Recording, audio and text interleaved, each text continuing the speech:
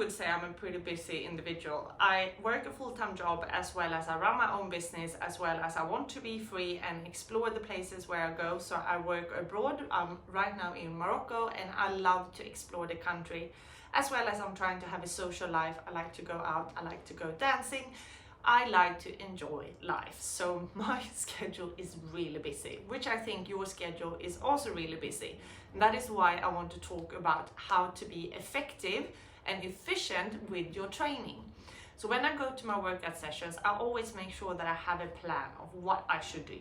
I know what focus of my workout it is, if it's lower body, upper body, full body, glutes focused, upper or back focused, you know. I know exactly what the focus of my workout is. I know exactly what exercises I'm gonna go through. I know exactly how many sets and how many reps, and I know the resting times.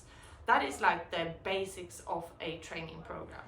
So when I go to the gym, I've already kind of scanned through, okay, so this is today's session, or on the way to the gym, maybe I look at it.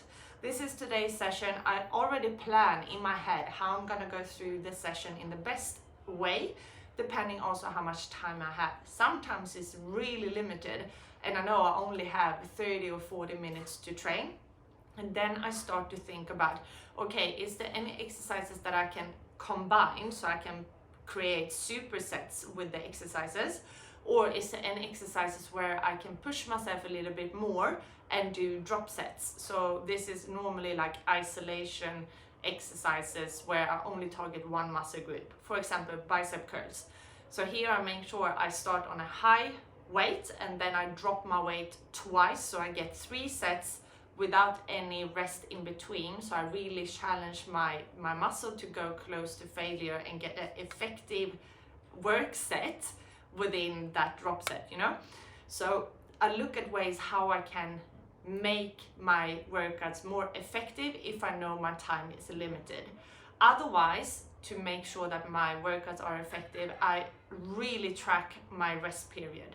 So it's so easy to start chit-chatting with other people around or start scrolling the phone. I'm so guilty for that. Looking at social media, and then all of a sudden you notice like, oh, it might have been 3 minutes instead of 1 minute, or 5 minutes instead of 1 minute between my sets.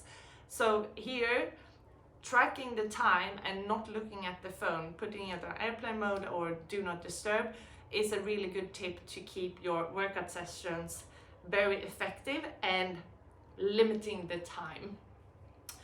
Otherwise, it is to be efficient in the gym. So making sure while you're resting between your 2 sets in one exercise, look, okay, what is the next exercise? Can I start to prep the station for the next exercise? For example, if I'm doing squats and next up is Bulgarian split squats, so I know I need 2 dumbbells, then maybe in my rest period between the squats, I can go and already grab my dumbbells so they are ready when I'm ready with my last set of the squats.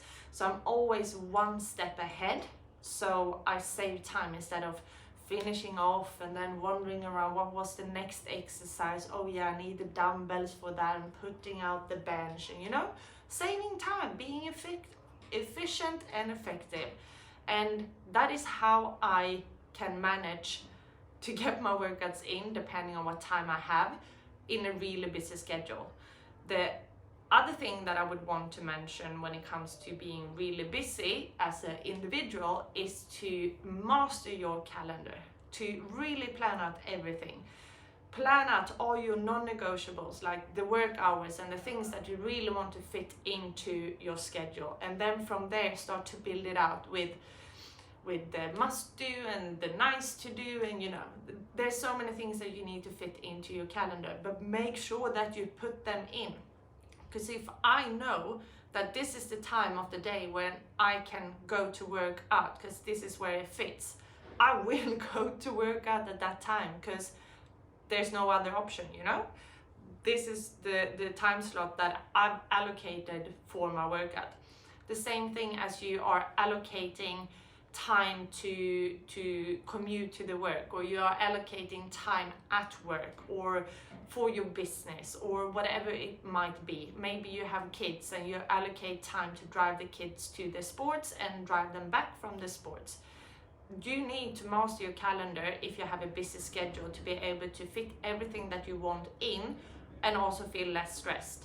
People think that having a very well planned calendar is going to be more stressful because you have your days planned from when you wake up until you go to bed. But I would actually say the opposite. I feel way more relaxed when I know exactly what to do, when to do it, and I don't have to think twice about it. And this is what I've seen my clients also experience when they actually make a good schedule and a good calendar. Their life becomes so much easier because they don't have to think every day and every second, oh, what should I do next, or when can I fit this in? It's already planned out. So good thing to do is to do it on a Sunday. Just plan the coming week, or if you want to do it on a Monday morning or whenever you feel is a good time for you, but make sure that you plan ahead because that will ease up a lot for you. So hopefully this was a little bit helpful if you have a really busy schedule as I do and want to still be toned and fit and lean and get your workouts done and be able to enjoy life as well. So we don't have to have either or, we just need to be a little bit more strategic with how we plan and also how we execute our workouts. Until next time.